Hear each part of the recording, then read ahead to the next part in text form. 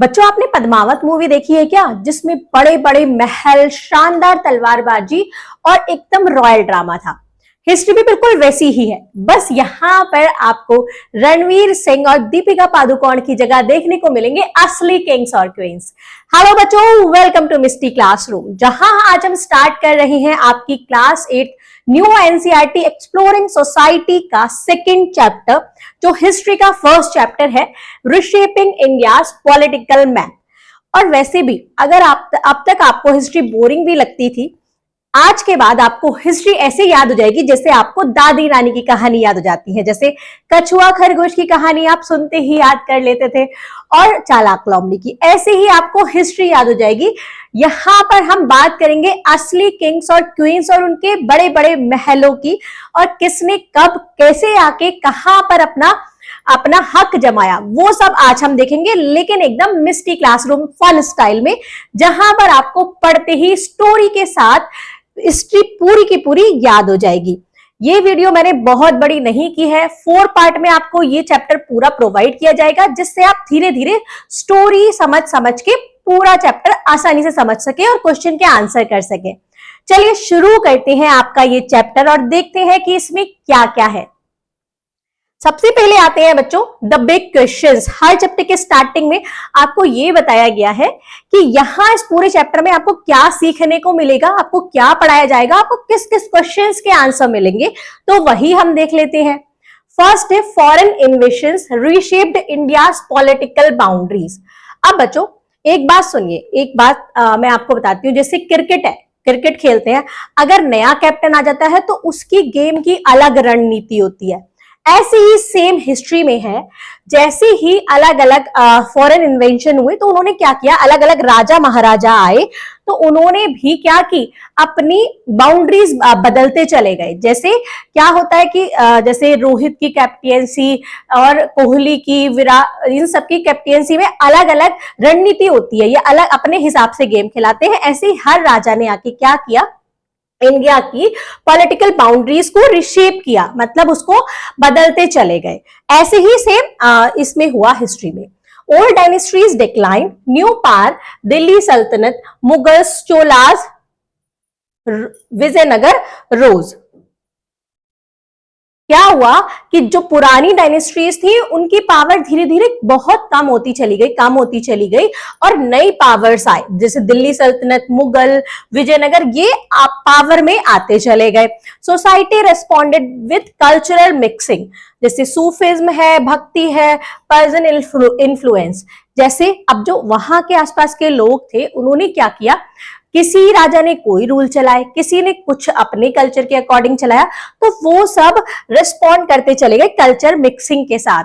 कैसे, जैसे कि आपको मतलब कहीं सूफिज्म भी चला, भक्ति भी चला, पर्शियन लैंग्वेज भी चली।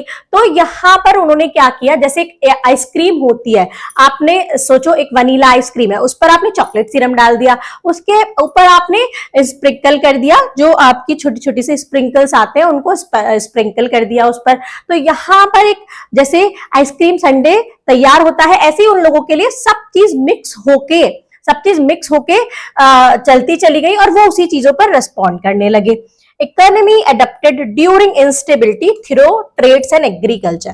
अब अलग अलग राजा आए, अलग अलग टाइप के लोग आए, तो जैसे इकोनॉमी पे भी बहुत ज्यादा इफेक्ट पड़ा। कैसे, एक एग्जाम्पल के साथ आपको बताती हूँ। जैसे आपके घर की सोचो बारिश आ रही है, आपके घर की लाइट चली गई, आप क्या करेंगे, जुगाड़ करें, आपका फोन चार्ज करने का जुगाड़ करेंगे, आप लाइट को दिखाने का जुगाड़ करेंगे। तो क्या करेंगे, फोन की लाइट जलाएंगे, कैंडल्स जलाएंगे, या इन्वर्टर यूज करेंगे जब लाइट नहीं होती है। तो आपने जुगाड़ से चीजों को यूज किया। ऐसे ही उन्होंने इकोनॉमी को अडेप्ट किया हर तरीके से, जैसे ट्रेड्स में भी, एग्रीकल्चर में भी नए नए क्रॉप्स ग्रो करी, और कभी कभी नए नए टैक्स भी दिए।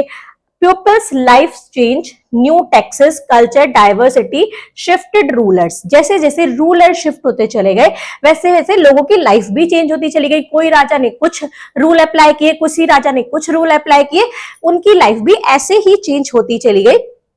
नए नए उन्होंने टेक्स्ट दिए, कल्चर डाइवर्सिटी आई, किसी ने कुछ अपने कल्चर फेस्टिवल्स मनाने की बात की, इस टाइप के फेस्टिवल्स मनाए जाएंगे, किसी ने किसी तरीके का टेक्स्ट लगाया। जैसे सेम ऐसे ही जैसे आपके अगर स्कूल के प्रिंसिपल चेंज हो जाए, तो अगर प्रिंसिपल चेंज होते हैं तो कोई तो स्पोर्ट्स पर ज्यादा, स्पोर्ट्स गेम्स और इन सब पर ज्यादा फोकस करता है, और कोई प्रिंसिपल ऐसा जाता है जो एग्जाम को बहुत ही टफ कर देता है। मतलब वो सोचता है कि बच्चों को सिर्फ नॉलेज नॉलेज नॉलेज प्रोवाइड किया जाए, उनके टेस्ट लिए जाए। तो ऐसे ही लोगों आपकी लाइफ भी क्या हो जाती है, चेंज हो जाती है प्रिंसिपल चेंज होने पर, क्योंकि उनके रूल्स चेंज होते हैं। ऐसे ही इन लोगों की लाइफ भी चेंज होती चली गई, जैसे जैसे रूलर शिफ्ट हुए, बदलते चले गए, तो इनकी भी लाइफ चेंज होती चली गई। तो इसी तरीके से यही चीजों को हम पढ़ेंगे पूरे चैप्टर में।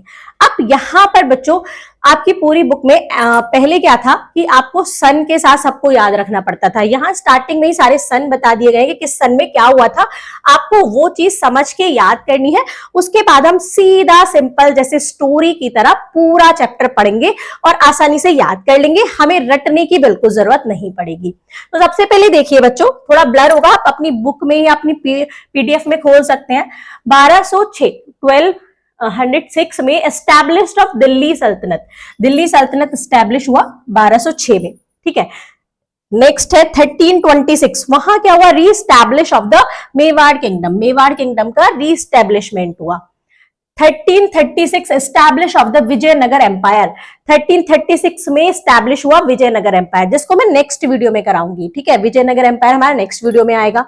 नेक्स्ट है 1347 एस्टैब्लिश ऑफ द बहमनी सल्तनत। 1398 में तैमूर ने अटैक किया दिल्ली पर, तैमूर अटैक दिल्ली। 1498 पर arrival of Portuguese in India. अब 1498 में सबसे पहले क्या हुआ था, यूरोप से इंडिया कौन आए थे, पोर्टुगीज आए थे, पुर्तगाली आए थे। वो क्यों आए थे बच्चों, वो आए थे मसालों का व्यापार करने। वास्को डिगामा नाम का एक आदमी कालीकट पर उतरा था, वो उसने क्या, वो किस पर्पज से आया था, मसालों का व्यापार करने, क्योंकि जो यूरोप में मसाले बहुत ही महंगे बिकते थे, तो वो यहां से ले जाकर वहां पर मसाले बेचना चाहता था, व्यापार करना चाहता था। इसी वजह से यही रीजन था कि वो इंडिया आया। अब धीरे धीरे उसने क्या किया, जैसे कोई भी पर्सन बाहर से एंट्री करता है तो वो सोचता है कि मैं यहाँ पर अपना हक जमा लूं। धीरे धीरे उसने अपने चीजों पर, गोवा पर और दमन दीव इन सब पर अपने किले बनाने शुरू कर दिए, अपने जहां पर काम करते थे वो चीजें शुरू कर दी, तो जिससे वो वहां पर अपना हक जमाने लग गए। आगे देखते हैं, इनको हम पढ़ेंगे धीरे धीरे और भी डिटेल्स में पढ़ेंगे। यहां पर मैं आपको सिर्फ सन के बारे में बता रही हूं। 1526 में क्या हुआ, first battle of Panipat, Panipat का पहला युद्ध हुआ। Babur's victory establishes the Mughal empire, Babur की जीत ने एस्टैब्लिश कर दिया मुगल एम्पायर को, क्लियर। 1556 में सेकेंड बैटल ऑफ पानीपत हुआ, अकबर्स डिसिसिव विक्ट्री, ठीक है। फिर आया 1565 battle of Talikota, destruction of Vijayanagar city. जब बैटल हुआ टालीकोटा का, तो विजयनगर का जो साम्राज्य था, विजयनगर जो सिटी थी, वो उसका डिस्ट्रक्शन होता चला गया, मतलब वो खत्म होता चला गया। 1576 बैटल ऑफ हल्दी घाटी का बैटल हुआ।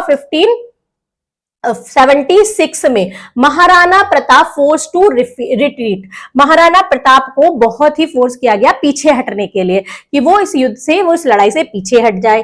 फिर क्या हुआ, 1671 में battle of Sarai Ghat, the Ahoms defeat the Mughals, Sarai Ghat का बैटल हुआ, युद्ध हुआ, जिसमें अहोम्स ने डिफीट कर दिया, किसको, मुगल्स को डिफीट कर दिया, मुगल्स को हरा दिया। 1699 में formation of the Khalsa by Guru Gobind Singh, Guru Govind formation हुआ खालसा का, किसके द्वारा, गुरु गोविंद सिंह के द्वारा। 1754 में देखिए beginning of Maratha control of Delhi, मतलब मराठाओं की क्या हुई, शुरुआत हुई 1754 में, और वो कंट्रोल करते गए दिल्ली पर। कैसे, अब वहां पर दिल्ली में उस टाइम पर तो मुगल्स थे, लेकिन वो सिर्फ बादशाह बैठने के लिए ही थे, वहां पर रूल ओवर कौन करते जा रहे थे, कंट्रोल मराठा करते जा रहे थे। 1799 में establishment of Sikh empire, establishment हुआ किसका, सिख एम्पायर का। अब इन सब चीजों को हम डिटेल्स में पूरे चैप्टर में पढ़ेंगे। यहां पर आपको सन याद कराने के लिए ये सब चीजें एक ही पेज पर, मतलब 2 फिगर में प्रोवाइड कर दी गई हैं, जिसे आपको क्या करना है, या तो आप पेंसिल से पेपर पर लिख के, पेन से पेपर पर लिख के अपनी टेबल के आगे पेस्ट कर दीजिए, जिससे आपको ये याद हो जाए, या फिर इसको आप 2-3 बार भी रिवाइज करोगे तो आपको ये डेट्स याद हो जाएंगी। नेक्स्ट चलते हैं बच्चों, medieval period in Indian history. अब एक स्टोरी सुनिए। आप सोचिए कि आप एक ट्रेन में ट्रैवल कर रहे हैं, जिसमें पहला स्टेशन था हमारा एंशिएंट हिस्ट्री, जिसमें हमने क्या पढ़ा, हड़प्पा और इन सब के बारे में डिटेल्स में पढ़ा था। अब हम आ गए हैं बीच वाले स्टेशन पर, 3 स्टेशन है टोटल, बीच वाले स्टेशन पर पहुंच चुके हैं, और वो है मिडाइवल पीरियड। मिडाइवल हिस्ट्री के बारे में पढ़ेंगे। अब बच्चों, medieval period in this book 11 to 17 century, medieval period जो इस बुक में है, इस बुक में बताया गया है, वो 11 से 17 सेंचुरी तक है। अब किसी के बच्चे के दिमाग में एक क्वेश्चन तो आया होगा कि ये मिडाइवल टर्म आया कहां से, ये एक वर्ड आया कहां से। तो बच्चों, ये वर्ड आया यूरोपियन हिस्ट्री से। यूरोप में इसका जैसे निक नेम रखते हैं, उन्होंने ये क्या रख दिया, मिडाइवल हिस्ट्री। अब ये कब आया था, यूरोप में जब क्या हो रहा था, फॉल हो रहा था रोमन एम्पायर का 5th सेंचुरी से 5th CE में, और रेनेसेंस का राइज हो रहा था 14 to 16 सेंचुरी में।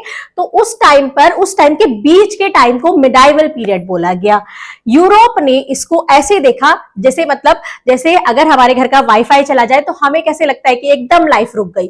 तो यूरोप ने भी इस जो पीरियड है उसको क्या समझा कि एकदम क्या है, डार्क एज। उसको बोला गया dark age, before modern science, मतलब मॉडर्न हिस्ट्री से पहले के जो पीरियड है उसको डार्क एज बोला। किसने, यूरोप ने। अब आते है इंडियन कोच में, लेकिन इंडिया के लिए India's history was different, India की हिस्ट्री बिल्कुल ही डिफरेंट है, तो इसलिए यूरोप से इनका मीनिंग बिल्कुल भी मैच नहीं होता। अब आपके दिमाग में एक बात और आएगी, क्या हम भी इसको डार्क एज बोले? नहीं, हमारे लिए यहां पर मिडाइवल का मतलब, मिडाइवल जस्ट एक रेफरेंस टर्म है, किसके लिए, 11 to 17 सेंचुरीज के लिए। ये क्या है, एक सिर्फ रेफरेंस टर्म है, इसलिए हमारे लिए ये डार्क एज नहीं है। और हम धीरे धीरे ये सब टाइमलाइंस और मैप्स की हेल्प से सारे इवेंट्स और मूवमेंट्स को समझते रहेंगे। धीरे धीरे हम मैप भी देखेंगे, टाइम्स भी देखेंगे, किस टाइम पर क्या क्या हुआ, उसको देखते देखते हम इजीली समझ जाएंगे। तो हमारे लिए, इंडिया के लिए डार्क एज नहीं था, ये जस्ट एक रेफरेंस टर्म थी 11 to 17 सेंचुरी। और ये वर्ड कहां से आया बच्चों, मिडाइवल वर्ड आया यूरोप से। चलते हैं आगे देखते हैं स्पेलिंग्स एंड इन्वेशंस। स्पेलिंग्स। अब बच्चों एक चीज सुनिए, आपका नाम, जैसे किसी बच्चे का नाम है आरव, तो कोई आरव, कहीं आरव ऐसे लिखा है, ठीक है, कहीं आरव ऐसे लिखा है, या फिर सानिया, कहीं सानिया लिख देते हैं ऐसे, कहीं सानिया लिखा होता है ऐसे, लेकिन मतलब तो एक ही है, नाम तो आरव और सानिया ही है। ऐसे ही Persian word in Roman script alternative spelling exist, अलग अलग स्पेलिंग थी, जैसे खलजी भी कहीं कहीं था और खिलजी भी था, दोनों का मतलब सेम था। मुगल्स को कहीं कहीं, मुगल्स ने स्टैंडर्ड स्पेलिंग थी, बट मुगल्स और मुगोल्स ऑल्सो यूज्ड, ये स्पेलिंग भी यूज की जाती थी मुगल्स के लिए, ठीक है। अर्ली 11th सेंचुरी में क्या हुआ, जब शुरुआती दौर था, एक न्यू ईरा आया, इंडिया का एक क्या था, न्यू ईरा था। Invasion from beyond Hindu Kush reshaped India's political map. 11th century के स्टार्टिंग में क्या हुआ कि जो हिंदू कुश था बच्चों, उसके बियॉन्ड से, दूसरी तरफ से क्या होने लगे, इन्वेशन होने लगे, अटैक होने लगे। अब वहां से लोग इंडिया में आने लगे। Earlier all words existed but these invasion were unpredicted. अब शुरुआत के वॉर तो धीरे धीरे लड़ते जाने लगे, लेकिन धीरे धीरे ये लोग यहाँ पर भारत में आके अपना हक जमाने लगे। इन्वेडर्स मोस्टली सेंट्रल एशियन, जो इन्वेडर्स थे वो ज्यादातर सेंट्रल एशिया के थे, है ना, कहाँ के, टर्की थे और अफगान के थे। मोटिवेशंस क्या था उनका, वो किस लिए इंडिया में आना चाहते थे, क्या रीजन था, तो वेल्थ के लिए, एक पावर के लिए, और अपना रिलीजन फैलाने के लिए। और कभी कभी तो वो सिर्फ बातें करके बोल के अपन उनका रिलीजन चेंज करवाते थे, या और कभी कभी फोर्सफुली भी ऐसा करते थे कि आप अपना रिलीजन चेंज कर लो। तो उनका मेन मोटिव था वेल्थ का और पावर अपनी दिखाना और अपना रिलीजन स्प्रेड करना। Chapter explores India's changing landscape from 13th century onward. अब 13th सेंचुरी से जो इंडिया की जो लैंडस्केप है वो चेंज हुआ, वही इस चैप्टर में हम एक्सप्लोर करेंगे कि कैसे कैसे 13th सेंचुरी से ये चेंज हुआ। आइए चलते हैं आगे।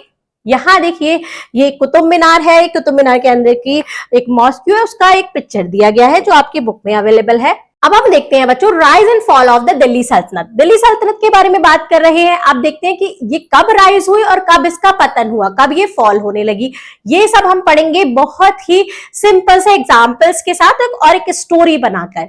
देखिए बच्चों, दिल्ली सल्तनत कब से शुरू हुई? Delhi Sultanate begins after defeat of Prithviraj Chauhan in 1192। जब 1192 में पृथ्वीराज चौहान की हार हो गई, उसके बाद एक नया दौर शुरू हो गया। दिल्ली सल्तनत शुरू हो गई। 5 डायनेस्टीज ने रूल किया, सिर्फ एक ही डायनेस्टी नहीं थी दिल्ली सल्तनत में, एक ही एम्पायर नहीं था। अलग अलग लोग आए, उन्होंने अपना हक जमाने का, मतलब वार करके अपना हक जमाने का सोचा। और ये सारे लोग कौन कौन थे? एक तो ममलुक्स आए, स्लेव जिनको गुलाम वंश बोला जाता है, खिलजीज आपने नाम सुना होगा, तुगलक, सैयद, और फिर लास्ट में आए लोदीज। तो ये 5 डायनेस्टीज ने रूल किया। अलग अलग टाइम पर ये लोग आए, वार किए और अपनी जो सारी बाउंड्रीज थी उसको चेंज करते चले गए। कैसे?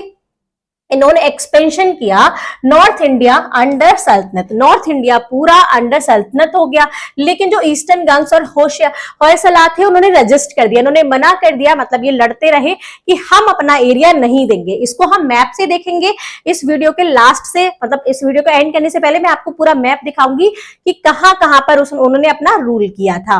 पॉलिटिकल इंस्टेबिलिटी हुई, violent succession, average reign approx 9 year. हर राजा ने अप्रोक्स, अब जब ये अलग अलग लोग आ रहे थे तो हर राजा ने अप्रोक्स 9 ईयर्स क्या किया?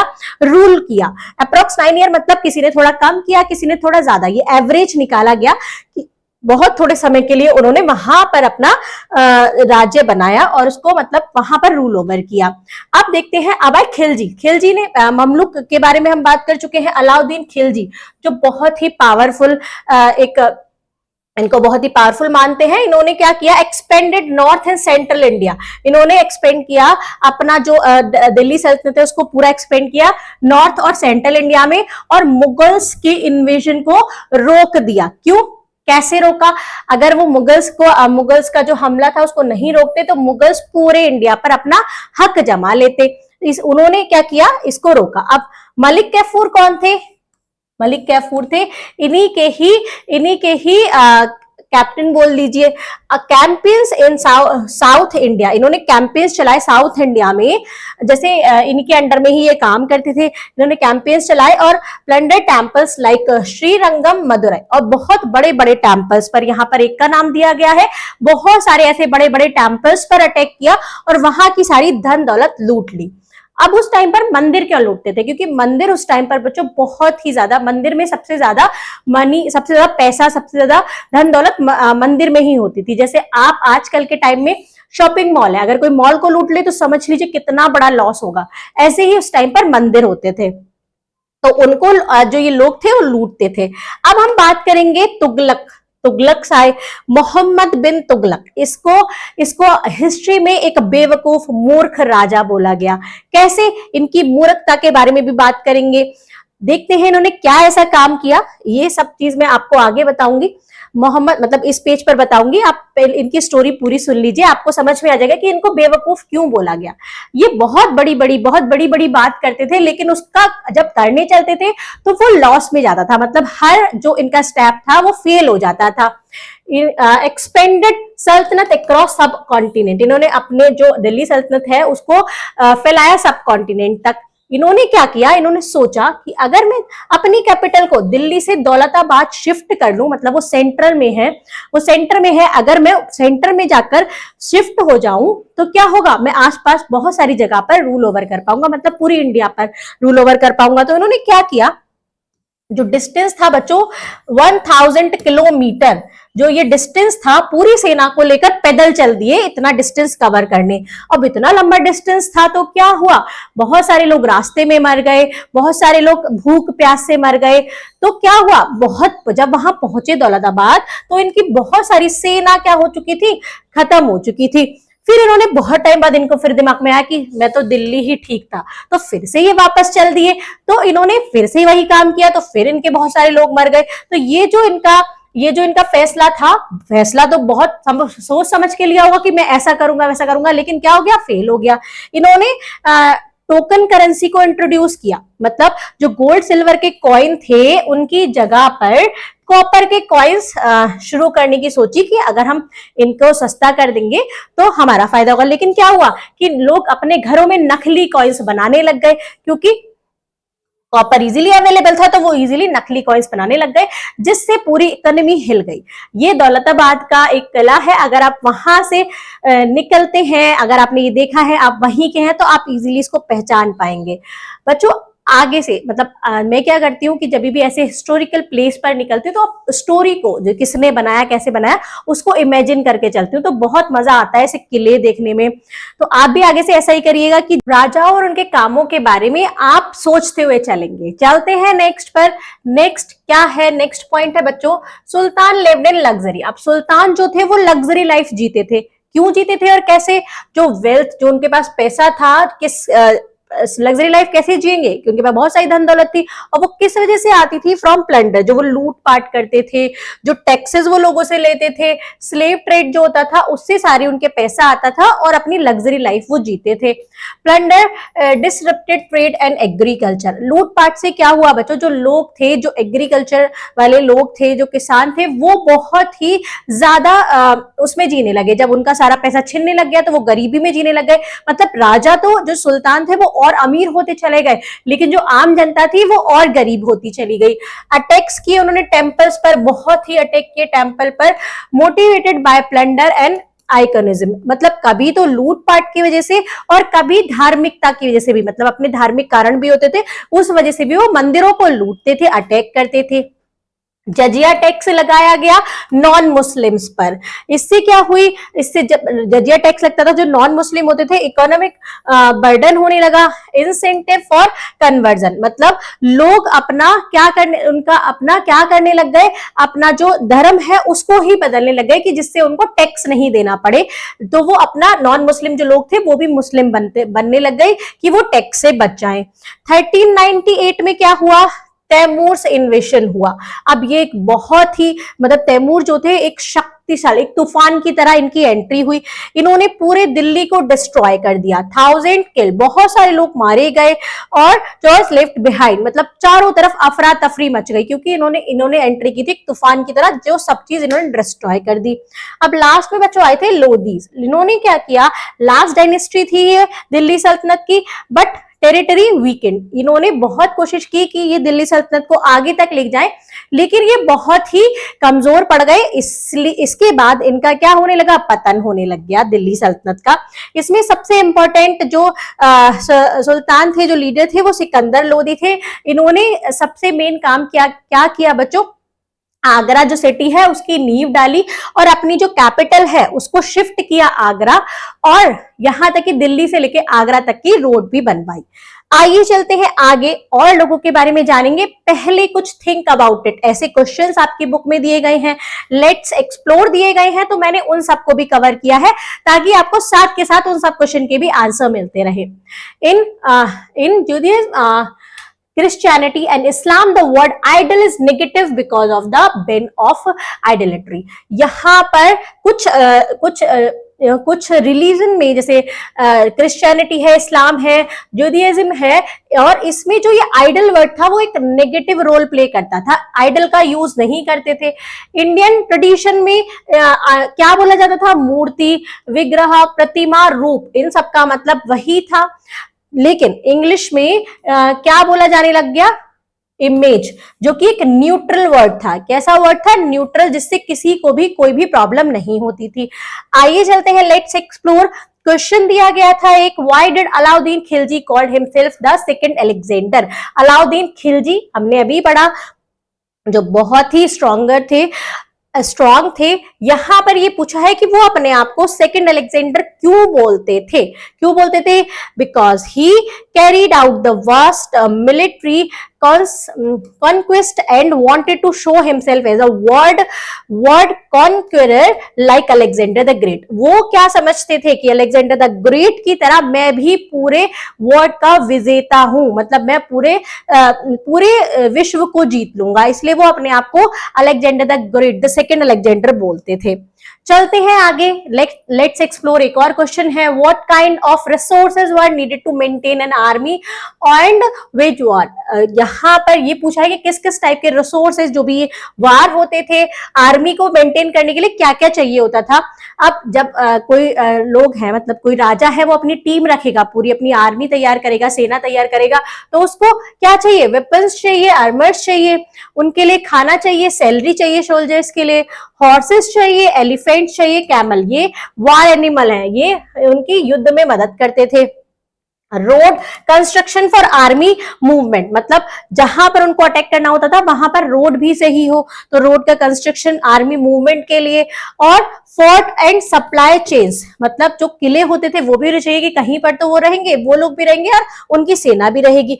Black Smith, craftsman and resources to make weapons, जो लोग ये वेपन्स को बनाते थे, जो इनके लिए काम करते थे, वो लोग भी चाहिए कि कोई तो इनके वेपन्स बनाएगा, तो वो लोग भी इनको जरूरत होती थी। चलते हैं आगे, दिल्ली सल्तनत फेस्ड कांस्टेंट रेजिस्टेंस। अब दिल्ली सल्तनत ने लगातार रेजिस्टेंस फेस की, रुकावट। कैसे, किसने ये रुकावट की? आइए उन सब के बारे में भी पढ़ लेते हैं। अभी तक दिल्ली सल्तनत कैसे उठा, किन किन लोगों ने राज किया और कैसे उसका धीरे धीरे पतन होने लगा, वो हमने पढ़ा, कैसे उसका फॉल होने लगा। अब इन्होंने क्या क्या चीजें फेस की, किन किन लोगों ने इनको रोका, वो चीज हम पढ़ेंगे। मतलब कभी वार होता है तो दूसरी तरफ से भी लोग अटैक करते हैं, कहीं पर वो जीत जाते हैं और कहीं पर हार भी जाते हैं, तो किस किसने रेजिस्टेंस अप्लाई किया और कौन कौन जीत पाया, वो चीज हम देखेंगे। यहां पर देखते हैं हम ईस्टर्न गंग किंगडम। अभी मैंने बताया था कलिंगा, जो ये सारे उड़ीसा, बंगाल, आंध्र, ये इंडिपेंडेंट रहे, मतलब ये कभी भी हारे नहीं, इन्होंने अपना जो जगह थी वो नहीं दी। आगे हम मैप में पढ़ेंगे, देखिए मैं दिखा देती हूँ इस मैप में, ये आपके बुक में भी दिया गया है। ये वाला जो प्लेस था, यहाँ पर इन्होंने बिल्कुल भी, ये ऑरेंज वाला जो है, यहाँ पर इन्होंने बिल्कुल भी हमला नहीं करने दिया। मतलब हमले तो उन्होंने किए, लेकिन वो उन्होंने कभी हार नहीं मानी, वो लगातार लड़ते रहे, रेजिस्ट करते रहे। नरसिम्हा-देव 13th सेंचुरी, नरसिम्हा-देव फर्स्ट, यहाँ पर आपको उनकी पिक्चर भी दिखाएंगे, बुक में दी गई है। 13th सेंचुरी में ये एक स्ट्रॉन्ग रूलर थे, इन्होंने डिफीट किया बंगाल गवर्नर को, बोल्ड क्या बनाया, कोणार्क सन टेम्पल को बनाया, जिसके बारे में आपने बहुत सुना होगा और जो लोग वहां के होंगे उन्हें देखा भी होगा। Musunuri Nayak, Telugu chief, united 75 leaders expelled Tughlaq army from Warangal 1330 to 1336। अब 1330 से लेके 1336 तक जो दिल्ली सल्तनत थी, उन्होंने अटैक किया वारंगल पर। जब वो अटैक कर रहे थे तो जो ये मुसुंदरी नायक थे, तेलुगु चीफ, इन्होंने क्या किया, 75 लीडर्स को यूनाइटेड किया, एक साथ इकट्ठा किया कि हम अकेले उनसे नहीं लड़ सकते, लेकिन एक साथ मिलकर तो लड़ सकते हैं। तो उन्होंने सबको एक साथ एक जगह मिलाया और उससे लड़ाई की, किससे, तुगलक की आर्मी से। होयसला कर्नाटक रेजिस्टेड सल्तनत but later absorbed into Vijayanagara empire mid 14th century. अब जो होयसला कर्नाटक वाला एरिया है, वहां पर इन्होंने बहुत रेजिस्ट किया, रोका सल्तनत को, लेकिन बाद में ये एब्जॉर्ब हो गए विजयनगर एम्पायर में 14th सेंचुरी के मिड में। बहमनी सल्तनत रोज इन डेक्कन 14th सेंचुरी, अदर सल्तनत इन गुजरात, बंगाल इटीसी। जैसे जैसे जो दिल्ली सल्तनत है वो धीरे धीरे गिर रही थी, धीरे धीरे खत्म हो रही थी, तो छोटे छोटे जो ये सुल्तान थे वो उसमें आ रहे थे, ये अपनी जगह पर बना रहे थे, जैसे डेक्कन में बहमनी सल्तनत और बहुत सारे अदर सल्तनत, गुजरात में, बंगाल में। जैसे एक पेड़ गिर जाता है तो उसके जो पार्ट नीचे गिर जाते हैं, उससे क्या होती है, उसकी जो रूट्स होती हैं या उसके जो पार्ट गिरते हैं, नए नए पेड़ उगने लग जाते हैं। ऐसे ही नए नए जो सल्तनत थे वो रोज होने लगे। राजपूत ने रेजिस्टेंस किया, राजपूत रेजिस्टेंस किया था, राणा कुंभ ऑफ मेवाड़ ने रेजिस्ट किया 15th सेंचुरी में, डिफेंडेड अगेंस्ट सल्तनत एंड लेटर सल्तनत। इन्होंने भी डिफीट किया 15th सेंचुरी में सल्तनत के, दिल्ली सल्तनत के अगेंस्ट। अब कुंभलगढ़ फोर्ट बनवाया राणा कुंभ ने। कैसे? यहाँ पर इन्होंने 36 किलोमीटर लंबी वॉल बनवाई, among longest in the world, जो लॉन्गेस्ट थी पूरे वर्ल्ड में, मतलब सबसे लंबी वॉल में से एक थी। ठीक है, यहाँ पर पिक्चर दी गई है, अभी मैंने बात की थी नरसिम्हदेव फर्स्ट की। यहाँ होयसला बुल्ड, इनके होयसला ने एक टेंपल बनवाया था, उसकी पिक्चर है। तो यहाँ पर पिक्चर्स भी देखते जाएंगे जिससे हमें सब समझ में आता चला जाएगा। थिंक अबाउट इट का फर्स्ट क्वेश्चन है यहाँ पर, Musunuri Nayak united 75 chiefs against the Tughlaqs. Tughlaq के अगेंस्ट में मुसुंदरी नायक ने 35 जो लोग थे, लीडर्स थे, उनको मिलाया। Was it easy to bring 75 leaders together in those days? क्या ये एक आसान बात थी कि अलग अलग जगह के 75 लीडर्स को एक साथ मिलाया जाए, एक साथ उनको बोला जाए कि आप एक साथ लड़ें? नहीं, ये इजी नहीं था, बहुत ही डिफिकल्ट था, क्योंकि लीडर्स जो थे उनके अलग अलग इंटरेस्ट थे, अलग अलग उनके वो अलग अलग रूल से काम करते थे, अलग अलग जगह पर काम करते थे, उनकी अलग अलग सोच थी। तो unity needed strong leadership. Unity किस लिए जरूरत पड़ी यूनिटी की? क्योंकि वो एक स्ट्रॉन्ग, मतलब एक साथ मिलकर लड़ेंगे तो वो उसको हरा देंगे। Trust, leadership, trust and a common enemy, मतलब सारे मिलके, अब उनका दुश्मन सिर्फ एक ही, कौन? तुगलक, इसलिए उनको एक साथ एकजुट किया गया। लेकिन ये बहुत ही इजी नहीं था, टफ था। डोंट मिस आउट में होयसला के बारे में बताया गया है। Hoysala emblem linked to story of Sala who killed a lion to save his guru. ये एक होयसला है, ये कहां से नाम आया, कहां से लिंक्ड है? इसकी स्टोरी है एक स्टोरी ऑफ सिला, जिसने मारा एक लॉयन को अपने एक गुरु को बचाने के, लॉयन को मार दिया जिससे वो अपने गुरु को बचा जाए। तो ये टर्म वहीं से आया है। फ्रॉम फेज होय मतलब स्ट्राइक सला डिनेस्टी गॉट इट्स नेम, इसी वजह से इस डिनेस्टी का नेम पड़ा। आइए चलते हैं डोंट मिस आउट मेवाड़ के बारे में। अभी मैंने बताया कुंभलगढ़ फोर्ट किसने बनवाया? राजा राणा कुंभ ने। ये कहां? बोल्ड इन अरावली। ये सराउंडेड है, surrounded by forest and slopes, perfect for defence. मतलब ये लोग क्या अपना किला क्या बनाते थे? थोड़ा ऊंचाई पर, जिससे कि दुश्मनों को आसानी से ऊपर से देख पाए जो अटैक करने आ रहा है, या फिर मतलब उन लोगों को अटैक करने से पहले अगर कोई उन पर अटैक करने आ रहा है तो उनको टाइम मिले कि वो अपने आप को सेव कर पाए। वॉल बनाई कितनी ऊंची? 36 kilometre long, one of the longest in the world, जो वर्ल्ड की लॉन्गेस्ट वॉल में से एक है। आपने ग्रेट वॉल ऑफ चाइना का नाम सुना होगा, इसी टाइप से एक ये वॉल है। यहां पर दिया गया है a view of Kumbhalgarh fort in the Aravalli hills. Aravalli hills में ये है व्यू कुंभलगढ़ फोर्ट का। ये पूरा फोर्ट है कुंभलगढ़ फोर्ट, जिसका यहाँ पर पिक्चर दिया गया है। लेट्स एक्सप्लोर में देखते हैं why were such location like hill forest chosen for fort. राजा महाराजा क्यों ऐसी लोकेशंस चूज करते थे, जो मतलब फॉरेस्ट है, हिल्स है, ऐसी लोकेशन क्यों चूज करते थे? कुछ एडवांटेज भी थे, प्रोस थे, कॉन्स थे। एडवांटेज और डिसएडवांटेज दोनों थे, हर चीज के एडवांटेज और डिसएडवांटेज दोनों होते हैं। हाई एल्टीट्यूड होता था। एडवांटेज क्या है कि उनका हाई एल्टीट्यूड होता था, जिससे वो एनिमी को आसानी से देख पाए, जो दुश्मन है उन पर अटैक करने वाले उनको आसानी से देख पाए। Forest and slopes, natural protection होती थी कि वहां पर जंगल होता था तो एनिमल्स भी होते थे, तो फॉरेस्ट एनिमल या फिर स्लोप होते थे तो वो उनको नेचुरल प्रोटेक्शन देते थे। Difficult for enemy to bring large armies और एलिफेंट्स, मतलब जो एनिमीज होते थे, जो वहां पर अटैक करने वाले होते थे, उनके लिए बहुत ही डिफिकल्टी होती थी कि वो इतना स्लोप पर चढ़ पाए या फिर अपने एलिफेंट्स को उन पर चढ़ा पाए। डिसएडवांटेज क्या होता था? Difficult access for own people and supplies, मतलब जो अंदर फोर्ट में लोग रहते थे उनको खाने पीने की और बहुत सारी चीजों की जरूरत पड़ेगी, तो उनकी जो सप्लाई थी उसके लिए बहुत ही डिफिकल्टीज होती थी कि अगर कोई चीज खत्म हो गई तो इतनी दूर जाकर लेके आना पड़े। Water and food shortage and says, मतलब जब अटैक हो जाए, चारों तरफ से घिर जाए, तो शॉर्टेज हो जाती थी पानी की और खाने की, जिसको वो पूरा नहीं कर पाते थे। Isolation from trade route, sometime trade route से वो आइसोलेट होते थे, मतलब अलग होके रहते थे, ये उनके डिसएडवांटेज थे। यहां पर बच्चों देखो ये मैप, यहां पर पहले ये देख लीजिए, ये पिक्चर है, ये 19th सेंचुरी की पेंटिंग है, जहां पर मोहम्मद बिन तुगलक बैठे हैं अपने कोर्ट में। इस टाइप के वहां से कोर्ट होते थे, लोग ऐसे चारों तरफ खड़े रहते थे, तो ये एक पिक्चर दी गई है। इस पिक्चर को समझते थे, ये पिक्चर बहुत ही इंपॉर्टेंट है। ये देखो बच्चों, एक comparison of the territories under the Tughlaq and the Lodis. यहाँ पर तुगलक और लोदीज 13 to 15 सेंचुरी की दी गई है। मतलब यहाँ आप देखिए कलर के साथ, जो ये लाइट ऑरेंज कलर है ये ईस्टर्न गंग टेरिटरी है अंडर नरसिम्हा देव। नरसिम्हा देव ने अपनी टेरिटरी पर अटैक करने से उनको रोका था, तो ये वो है जहां पर वो अटैक नहीं कर पाए थे।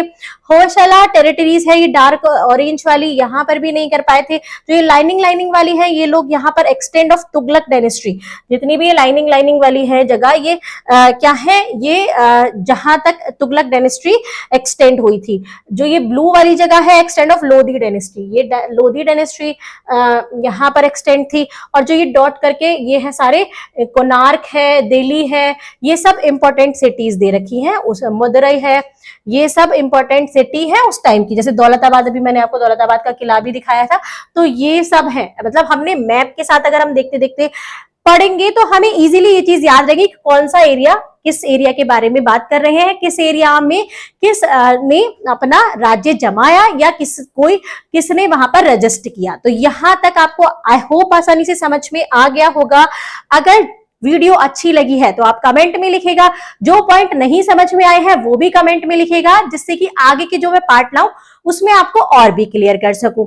यहां तक हमने कर दिया है एक पार्ट कंप्लीट। नेक्स्ट पार्ट में हम विजयनगर एम्पायर के बारे में पढ़ेंगे, ऐसे ही बिल्कुल फनी स्टाइल में रियल लाइफ एग्जांपल्स के साथ। तो आपको क्या करना है, वीडियो को लाइक करना है, कमेंट करना है और शेयर करना है अपने प्यारे प्यारे दोस्तों के साथ, जिससे वो भी इन वीडियो को देख सके। मिस्टी क्लासरूम को सब्सक्राइब करना है, बेल आइकन को प्रेस करना ना भूलें, ताकि आगे की वीडियो भी आपको ऐसे ही मिलती रहे। और आपको अगर हैंड रिटन नोट्स चाहिए या फिर मुझसे कोई क्वेश्चन पूछना है तो हैंड रिटन नोट्स के लिए आपको टेलीग्राम चैनल ज्वाइन करना है। और मुझसे कोई भी क्वेश्चन, कोई भी क्वेरी अपनी पूछनी है तो आप टेलीग्राम पर डायरेक्टली मैसेज कर सकते हैं, वहां पर आपके मैसेज का आपको रिप्लाई मिल जाएगा। दोनों के लिंक आपको डिस्क्रिप्शन बॉक्स में मिल जाएंगे। मिलते हैं नेक्स्ट वीडियो में, तब तक के लिए बाय बाय।